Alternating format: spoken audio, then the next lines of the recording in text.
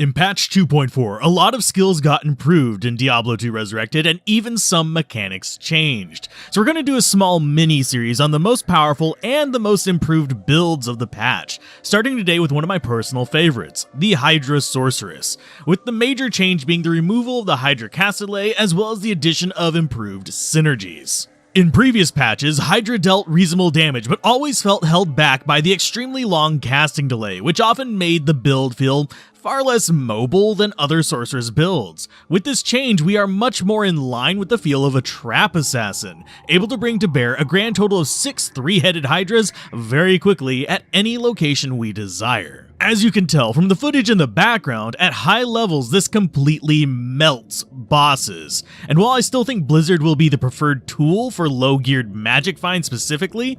I think Hydra Orb will win my recommendation for budget builds for beating the game specifically, since it pretty much fills all the key points for that task, such as being multi-elemental capable between Orb and Hydra, mobile thanks to the cooldown removal, and has the ability to kind of safely fire from blind shots due to Hydras acting as turrets. And as you progress into the late game with endgame gear like we have here, it becomes extremely face-melting. As far as what I see the endgame flavor of Hydra Sorceress looking like, it's pretty similar to the 2.3 build we did, with an Infinity Mercenary, which will be the standard for about half the caster sorceresses in the game, kind of like it is now, and a big focus on using max Hydras as a long-range scout and murder machine, with 20 points in Hydra, Fireball, Firebolt, and Fire Mastery to maximize its damage, which with all 6 Hydras focusing on a single boss, that will sit around 90 to 110,000 damage per volley before resists, which we will generally be pushing very negative and amplifying the damage even more.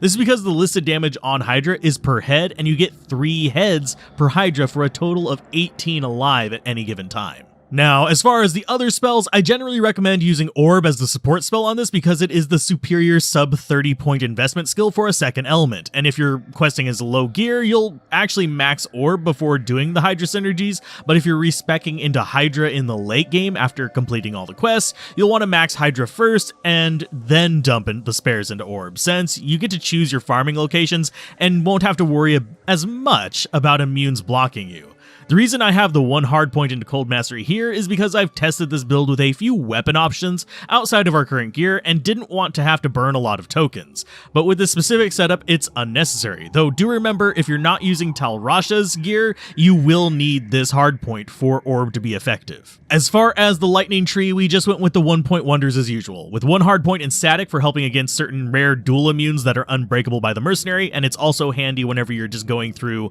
your initial time if you want to do bosses and stuff like that, since it will help out your damage then. But in endgame gear, since generally you'll melt bosses and such before ever needing to use it, it's just kind of a nice to have versus the immunes to help your mercenary out a little bit. And we did also put 1 hard point into teleport because, well, mobility is always nice, so I would never turn it down. As far as our equipment, you'll notice it's a very similar setup to our 2.3 Hydra Sorceress, but with one key change, the helmet. The addition of Flickering Flame as a rune word gives us a lot of interesting options, not only for the Sorceress, but for other classes as well. Since this packs +3 fire skills, -% enemy fire resist, and a nice little fire resist aura to bump our, well, resist of ourself and our mercenary, this will be easily the preferred helmet for a number of fire builds in Diablo 2. Though at the price of a Vex, I would wait until after making Heart of the Oak, unless you're maintaining several fire builds as your main line. In terms of the rest of the gear, we do have the very standard options of Chains of Honor for resistance plus skills, since we already have Teleport as a sorceress,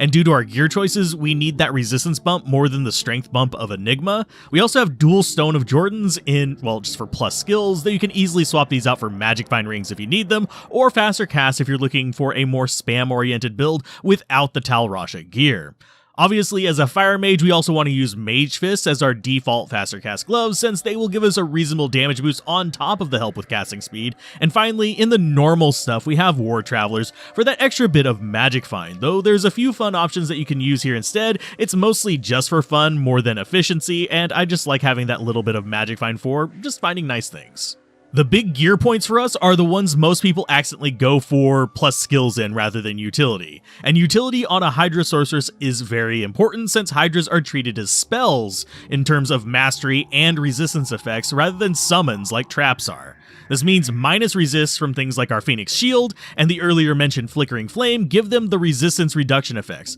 for which the negative 28% on Phoenix is a rather big deal considering how common base level fire resists are. Though do not confuse this with immunity, since fire immunes are only about as common as cold immunes, despite the common talking points otherwise. The other utility is the 3-part Tal Rasha combo, with Tal Rasha's amulet for skill levels and some nice resistance stats, the belt for faster cast and magic find, and again a few stats, though mostly just the mana, and lastly, the most often neglected Tal Rasha's Orb, both for its plus masteries by default and other bonuses of course, but also its 3-part bonus that gives negative 15% enemy fire resistance that people honestly always seem to forget about. Oh, and it also gives plus skills, but that's just icing on the cake. With this endgame gear, the stat loadout is pretty simple as you can guess, strength enough for gear and the rest into vitality. If you're doing leveling up, and you may want to invest a little into energy until you do some post-game respecs, because spamming Hydra can get kind of expensive at higher levels, but it is manageable with potions since you'll be treating them kind of as traps, and Orb is also pretty manageable with potions because it's not terrible in the cost. And as usual, if you found this build summary useful, be sure to hit that subscribe button since we'll be talking about a decent number of improved builds across the classes that are looking promising in 2.4.